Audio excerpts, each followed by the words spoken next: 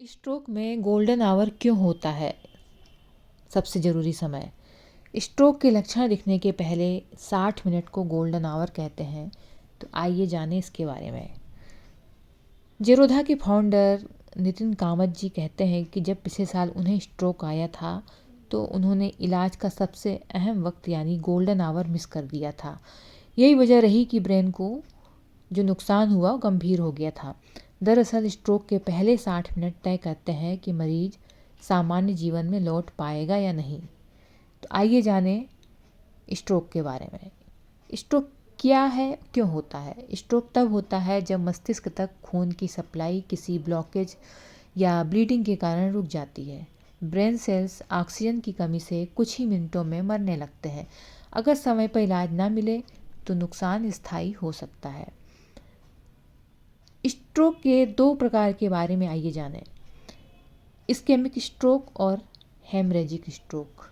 Ischaemic stroke लगभग 85% मामलों में यही होता है। यह तब होता है जब ब्लड क्लॉट या फैटी डिपॉजिट मस्तिष्क की नस को ब्लॉक कर देते हैं।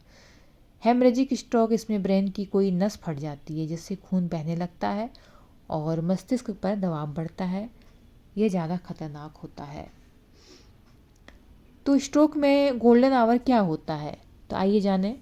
स्ट्रोक के लक्षण दिखने के पहले 60 मिनट को गोल्डन आवर कहा जाता है।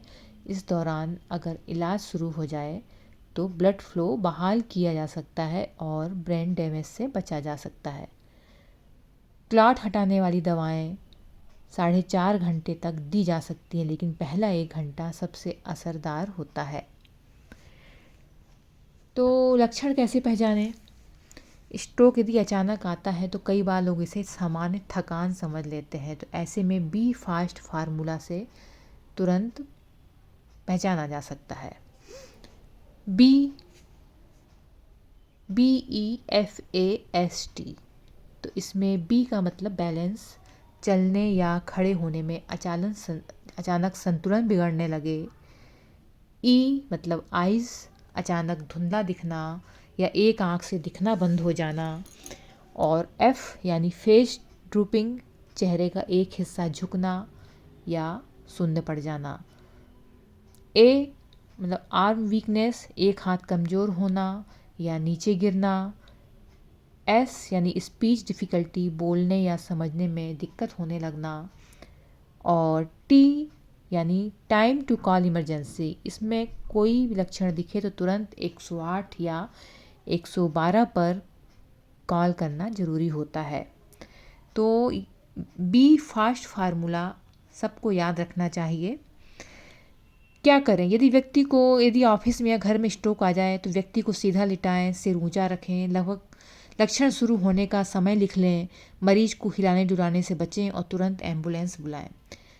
और क्या ना करें? मरीज को पानी, खाना या दवा तुरंत ना दें, उन्हें सोने या अकेले रहने ना दें, खुद वाहन चलाकर अस्पताल ना जाएं और एम्बुलेंस ही बुलाएं।